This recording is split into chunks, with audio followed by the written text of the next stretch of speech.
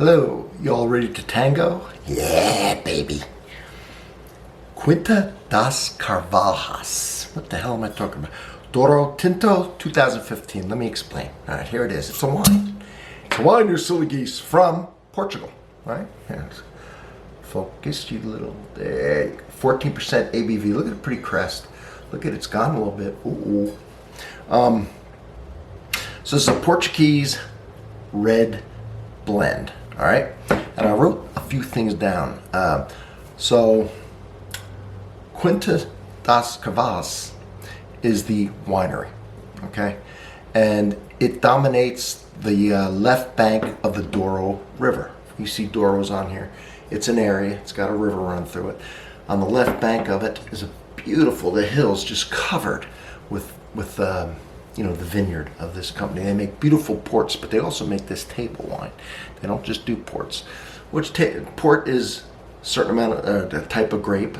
One that's in here in particular could be up to a lot of grapes to make port. But the thing about port, depending on the style, they fortify it with brandy. This isn't that way. This is just a table wine. They make some great ones in Portugal. What else did I want to tell you? So Quinta kind of means, think of it like a chateau. Okay. Carvalhas is an area, so chateau from this area, in Douro, further area, a bigger area and then a smaller area, like the chateau, if you think of Quinta as a chateau.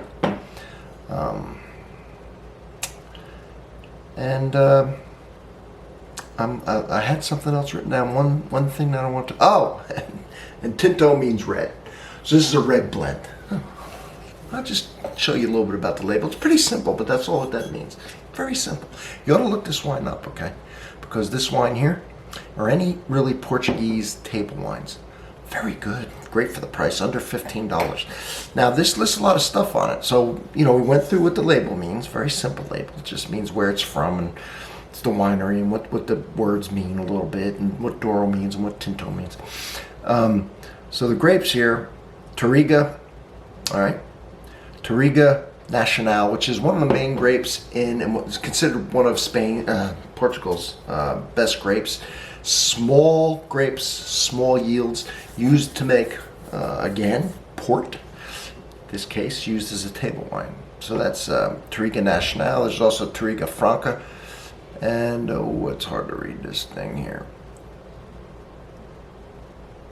Tinta, and another word I just can't make it out. Roriz, I think, with my eyes. My eyes. Anyway, 3 grapes in here. Beautiful blend. And it says decant. Okay, give it some air. It's 6 years old. Needs to breathe a little bit. It'll soften up the tannins and this and that. Now, I opened it yesterday, even though I resealed it. You know, it's had some air. I'm gonna do a rough pour. All right, so let's do a rough pour on this. See that? That's a rough pour. See the bubbles? Yeah, and that's good. So there it is. Beautiful purple color, right? Nice. Once again, I just want to show you this because I don't know, I want you to look. It's simple. I don't want you to be intimidated by some of these wines. So you're just looking, you can ask where the Portuguese section is, where the Portuguese wines are. You're not looking for a port in this case. You just want a Portuguese table wine. It doesn't have to be this one. If you want it from the Douro region, all right, you could do that. Here's the back. It's kind of good looking back. It's got a seal. It's got different things on it. Just like to show you everything. I don't think that's too clear. Anywho, all right, let's get to the important part. And you know that you're supposed to subscribe, all right? Because I need you, because you're the other half of this. So if you can subscribe, whatever you can do, hit the thumbs up, right? Watch the video, of course, and what else? Comment, because that all helps the analytics, and we grow together. We grow together, nice. And then you can see me do things like this. Let's tango, shall we? Damn, that's... All right.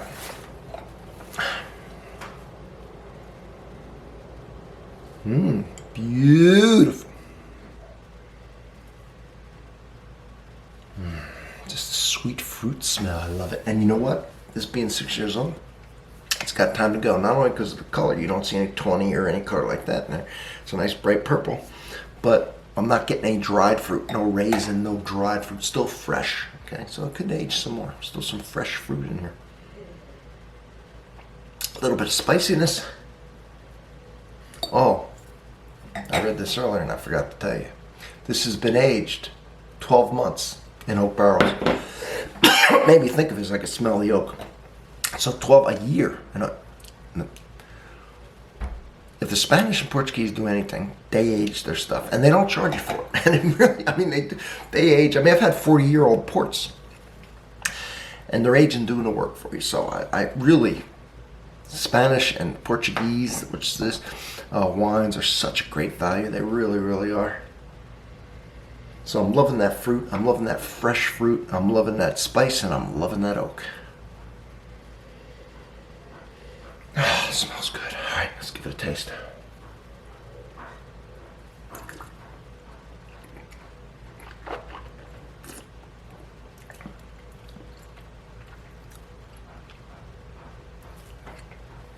Several things going on here. So, talk about the tannin. That's the drying out of the mouth. The like a tea bag. If you were to bite into one or lay one on your tongue, the way it would dry out your mouth. Tea is not unbelievable. Of course, I've decanted a little bit, but it is there and it's strong now. That's good because that's one of the things that preserves wine, and it's one of the things that with acid and fruit balances a wine. That's what you want if you're going to have a heavy, if you're going to have a fatty meal, fatty meat and stuff, because the fat will coat the tongue and make that disappear. And you'll just get the beautiful flavors without that tannin. Just a little, add some structure, some mouthfeel, but you won't get that bitterness.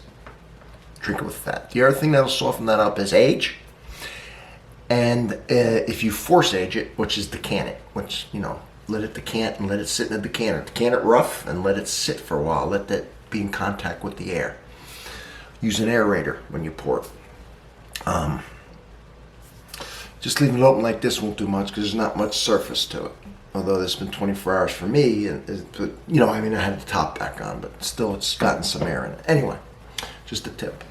The acid, okay, which balances out, is there, meaning it, so it has to be there to balance out the tannin, is makes it refreshing. But one thing that would calm that down is salt, because salt tends to neutralize the acid. So now you got a fatty, if you had a steak or some kind of fatty protein, a sausage, and you salted your steak a little bit, or you know, sausage I think has salt in it, sodium.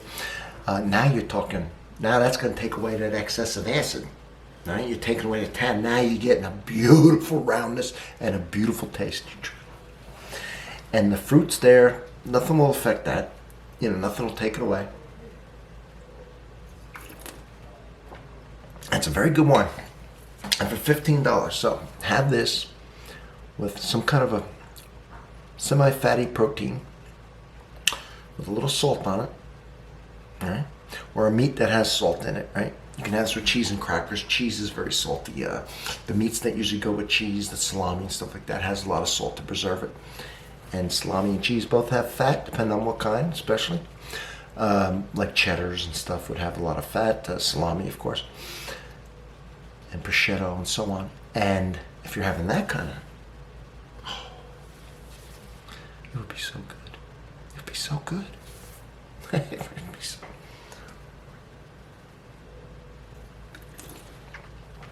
So I'm liking it. I'm enjoying this. And I want you to enjoy it. If you go to the store, you don't have to get this one, all right? And but ask, say, do you have any Portuguese table wines? And try some of them, right? I have some nice white ones coming up as well. A lot of people don't try them. They've had the port, which is fantastic, but you know it's drunk a certain way, right? Just kind of sip it and let it go down. Port's wonderful.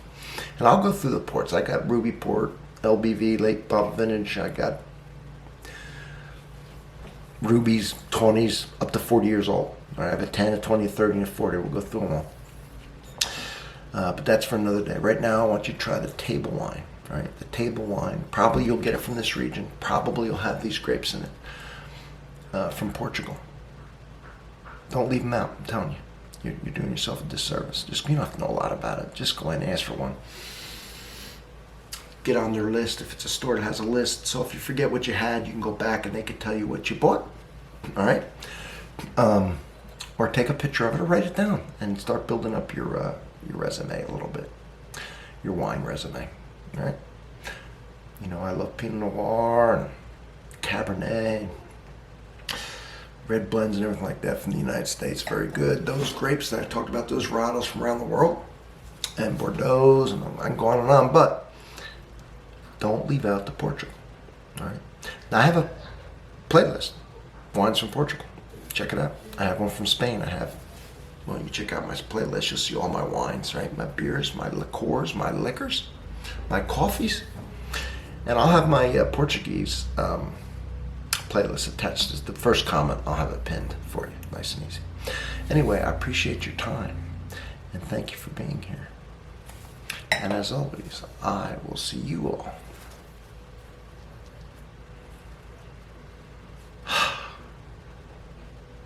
on the next one.